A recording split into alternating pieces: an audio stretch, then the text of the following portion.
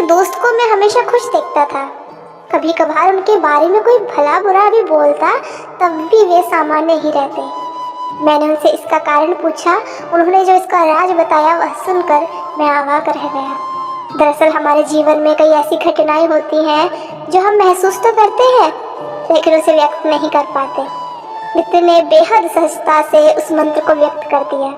उन्होंने कहा, मेरे खुश रहने का कारण यह है कि मैं यह मान कर चलता हूँ कि इस दुनिया में हर इंसान किसी न किसी रूप में गलत है। मैं केवल यह देखता हूँ कि उनमें कम गलत कौन है। इससे मेरा ध्यान उनकी गलतियों से ज़्यादा उनकी अच्छाइयों की ओर जाता है। वाकई यह जीवन को देखने का एक नया नज़रिया है। आइए इस काल्पनिक कहानी से समझते हैं। यह उस समय की घटना है जब ईश्वर आदमी की रचना कर रहा था। उसने आदमी को धरती पर भेजने की तैयारी करते समय उन सभी बिंदुओं पर गौर किया जो जीवन जीने के लिए आवश्यक है।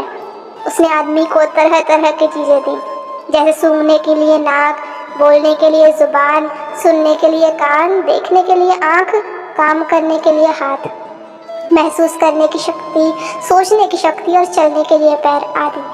साथ ही ईश्वर ने उसे बहुत सी भावनाएं भी दी, जैसे प्यार, दुख, सुख, ईर्ष्या, क्रोध आदि। अंत में ईश्वर ने 2 पोटलियां बनाई और उन दोनों को एक लकड़ी के डंडे के दोनों किनारों पर बांध दिया और आदमी के हाथ में दे दिया और कहा, इन दोनों पोटलियों में कुछ है जो हमेशा तुम्हारे साथ रहेंगी। पीछे की पोटली देखने के लिए तुम्हें विशेष मेहनत और धैर्य का सहारा लेना पड़ेगा। आदमी ने उस डंडे को उठाया और अपने कंधे पर रख लिया। जब उसने उन पोटलियों पर नजर डाली तो उसने देखा कि आगे की पोटलियों पर लिखा हुआ था दूसरे मनुष्य की गलतियाँ। जब उसने पीछे नजर घुमाई तो पीछे की पोटली पर लिखा हुआ था अपनी गलतियाँ।